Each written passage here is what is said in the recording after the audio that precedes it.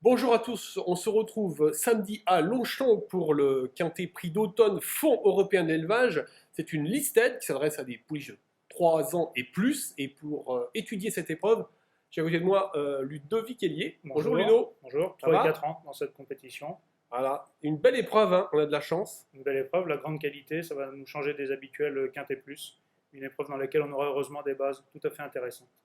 Voilà, elles sont que 13, hein, c'est que des femelles, 13 à s'élancer sur les 1800 mètres de la moyenne piste. Hein, c'est un parcours qui n'est pas, c'est pas le plus sélectif de C'est pas le Longchamp. plus sélectif, justement, c'est ce qui va permettre aux pouliches de 1600 mètres certainement de s'en tirer, mais c'est aussi ce qui risque de donner de l'importance aux places des numéros, au numéro des places dans les stalles de départ, car en effet, il va pas falloir faire trop de terrain sur ce parcours très coulant.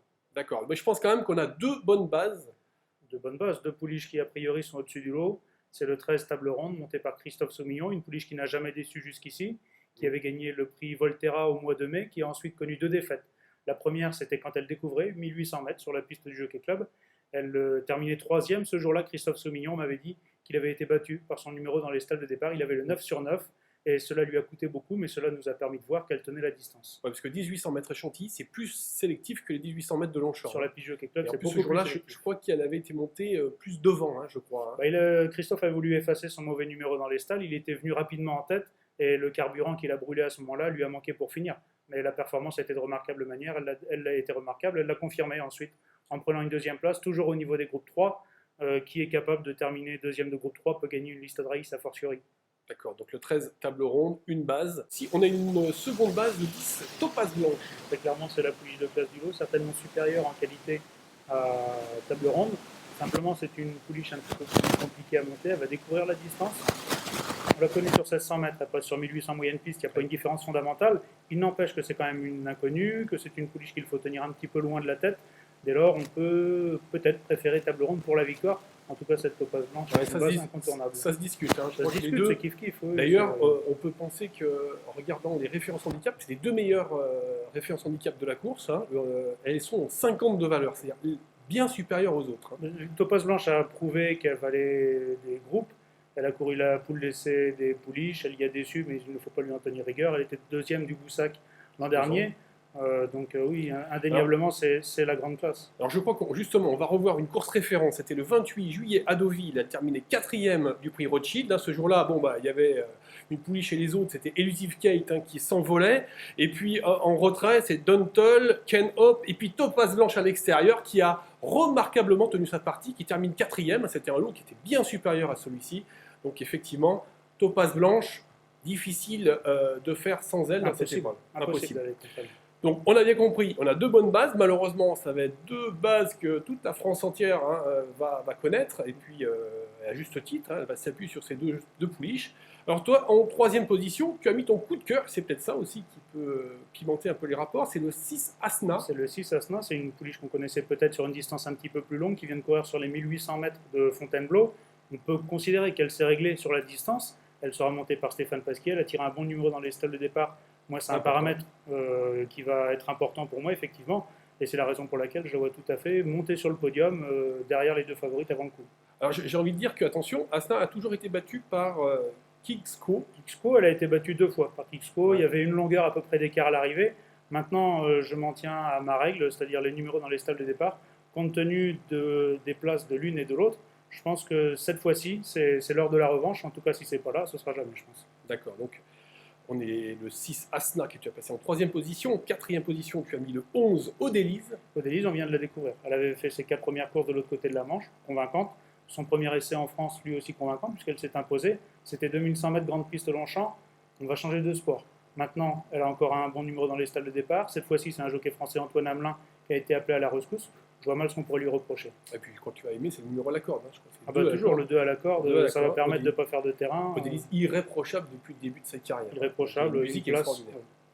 Donc, Odélise, ensuite, en cinquième position, je crois que tu as mis ton coup de poker, on va dire, hein, c'est ça, c'est le 12 Ken Bella. C'est une surprise possible, c'est une pouliche qui a gravi les échelons cet été, qui a quand même couru réclamé, je crois, au mois de mai ou juin, et qui depuis a franchi les échelons, donc elle a gagné un handicap, elle a gagné une course à condition, elle a attaqué les listed, elle est 4e et 2e je crois, ou en tout cas elle a figuré dans des listed, 1600-2000 mètres, donc elle fait toutes les distances. Un petit indice, elle est engagée dans le Wildenstein 1600 mètres. Ce sera peut-être une pouliche de plus court, mais c'est une pouliche très estimée pour être engagée dans cette course-là. Plus court, et puis on se rappelle quand même qu'elle s'était baladée sur 1800 mètres, je crois que c'était à Maisons-Laffitte. Ça remonte un petit peu maintenant. Ouais. Et donc Ken Bella fait la distance, c'est une certitude. Elle fait la distance. Elle s'adapte à tous les terrains. Donc ça, moi, elle me plaît beaucoup. Et puis c'est une fille de Ken d'argent, des concurrents très durs, elle échappe pas à la règle. Donc en 6e position, tu as mis le 4 Kingsco. Donc on en a parlé, hein, c'est une pensionnaire d'André Fabre. C'est pour ainsi dire la grande spécialiste de la distance. 1800 mètres, elle a couru 4 fois, 3 fois à l'arrivée, elle y a gagné. Elle vient d'y gagner d'ailleurs à Fontainebleau. Donc elle aussi, c'est un papier intégral pour cette course-là. D'accord. 6 chevaux, donc on a parlé de 6 juments et pouliches. Ensuite, en 7e position, tu as mis le 5 Harem Lady. Harem Lady, c'est une grosse valeur. Elle a réalisé des grosses performances. Elle était engagée dans le prix de l'Arc de Triomphe. Maintenant, elle sera tout aussi à l'aise sur les distances intermédiaires. Ma grosse inquiétude, c'est le 13 dans les stalles. C'est pour ça qu'elle est si loin dans ma sélection. Au bas-pied, je lui vois une des 4-5 premières chances, mais avec le 13 dans les stalles. 48,5 de valeur. Donc c'est la 3e valeur théorique de la course. Au papier, c'est une première chance. D'ailleurs, elle vient de faire 4e du Jean Romanet, qui est un groupe 1. Tout à fait. Donc c'est une pouliche de qualité. Mais ça effectivement. Ça reste un parcours piège. Ça peut être piège pour elle. Exactement. Et enfin, pour conclure ta sélection, tu as mis le 7 Glowing Cloud. C'est une pouliche qui progresse régulièrement. 2e du grand handicap de Deauville. On connaît bien sa valeur, a priori, c'est du 42,5. Hein, c'est du 42,5. Alors la petite interrogation, c'est qu'habituellement, elle courait de l'avant. La dernière fois, elle vient de bien finir pour venir prendre la 2e place. Comment est-ce qu'on va la monter cette fois-ci? Je ne sais pas trop.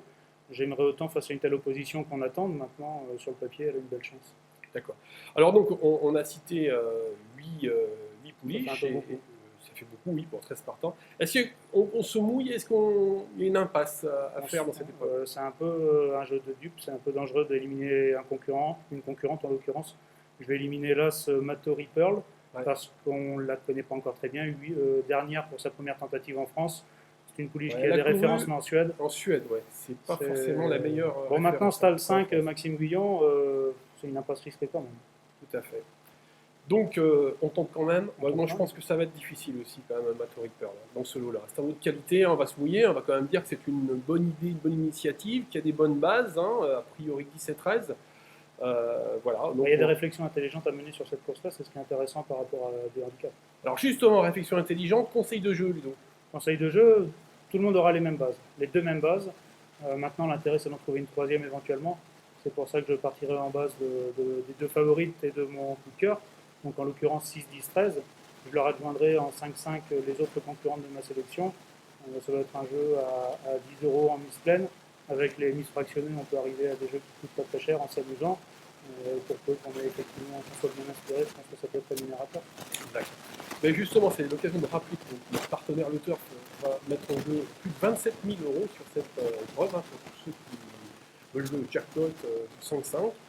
Il y a aussi 2 000 € à se partager pour tous ceux qui trouveront 2 5-5 durant le week-end, sachant qu'il y a 6 5-5, je crois, durant le week-end mis en jeu. Donc voilà, et 200 € aussi de bienvenue en bonus. Voilà, je crois qu'on a fait le tour. On va récapituler ta sélection, hein, je crois. Le 13, le 10, le 6, le 11, le 12, le 4, le 5 et le 7. Et puis, Ludo, tu as pris risque de prendre 3 bases. 13, 10, 6, voilà, avec des choix associés. Je crois qu'on a fait un peu le tour de cette belle épreuve. Et puis on vous donne rendez-vous pour demain. Et bonne chance à tous. Au revoir.